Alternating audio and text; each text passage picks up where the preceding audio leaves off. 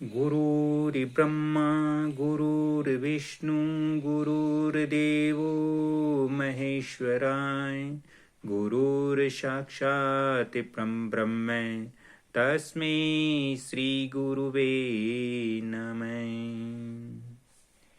प्रिय मित्रों, हम जब एक मकान का निर्माण करते हैं, जब एक घर बनाते हैं, तो हम बहुत सारे वास्तु नियमों को हम देखते हैं, वास्तु नियमों को फॉलो करते हैं।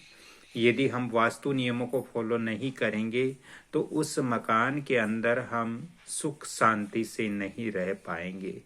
दोस्तों, वास्तुशास्त्र एक बहुत ही रहस्यमय और गूढ़ विद्या है।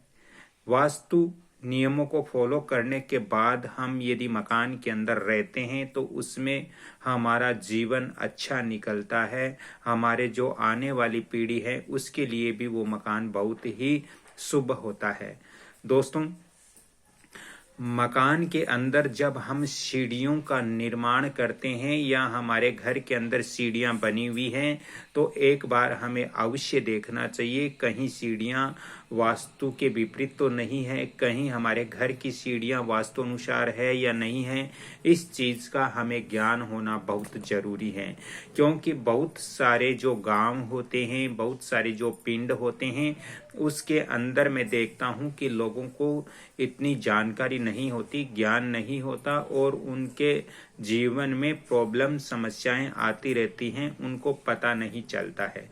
दोस्तों, कल ही मैंने एक विजिट किया था और उस विजिट के अंदर पाया था कि मकान के जो मुख्य द्वार था, जो मकान का मेन गेट था, उसके ठीक सामने सीढ़ियां बनी हुई थी।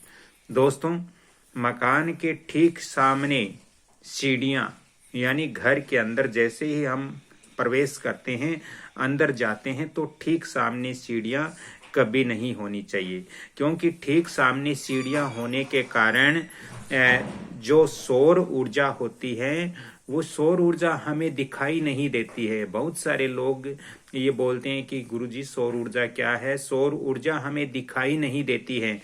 सौर ऊर्जा सीधी हमारे घर में ऊपर की ओर चली जाती है, जिससे सौर ऊर्जा से हमारे घर के अंदर जो सदस्य रहते हैं उनके सुख संपत्ति और स्वास्थ्य को वो सौर ऊर्जा से ही प्राप्त कर सकते हैं। और वो सौर ऊर्जा सीधी सीढ़ियों द्वारा, सीढ़ियों के माध्यम से ऊपर चली जाती है, तो फिर हमें जो नीचे तल में जो सदस्य रहते हैं उनको सौर ऊर्जा प्राप्त नहीं होता। इस कारण से उनकी सीढ़ियां क्षतिग्रस्त हो जाती है, सीढ़ियां वास्तु अनुसार नहीं रहती हैं। दोस्तों, इसके लिए हम क्या उपाय करें कि हमारी सौर ऊर्जा सीधी सीढ़ियों के माध्यम से ऊपर न जाए?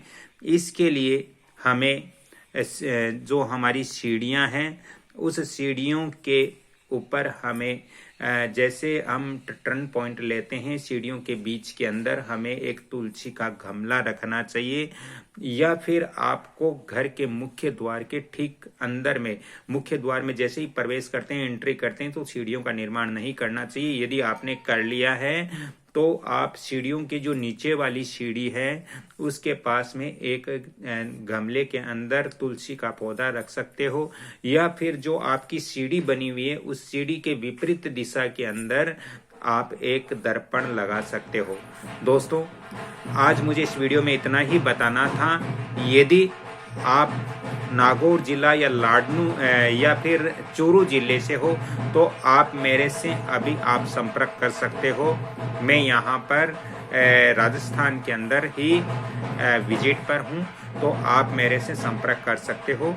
दोस्तों, इसके अलावा जब हमारे घर के अंदर सीढ़ियां यदि गलत स्थान पर बन गई है, जैसे सीढ़ियों का मुख्य जो दिशा होती है वो वास्तु के अनुसार साउथ वेस्ट का जो डायरेक्शन होता है, दक्षिण पश्चिम का डायरेक्शन होता है, वो ही होता है। और यदि हमारे घर में ईशान कोण में या फिर हमारे घर के नॉर्थ या ईस्ट डायरेक्शन में सीढ़ियों का निर्माण हो गया तो फिर हम कैसे वास्तु दोष इसका दूर कर सकते हैं? दोस्तों इसके लिए आप अपनी सीढ़ियों के ठीक सामने एक दर्पण लगा करके आप ये वास्तु दोष दूर कर सकते हो, जिससे आपके घर में सीढ़ियां वास्तुनुसार हो जाएगी।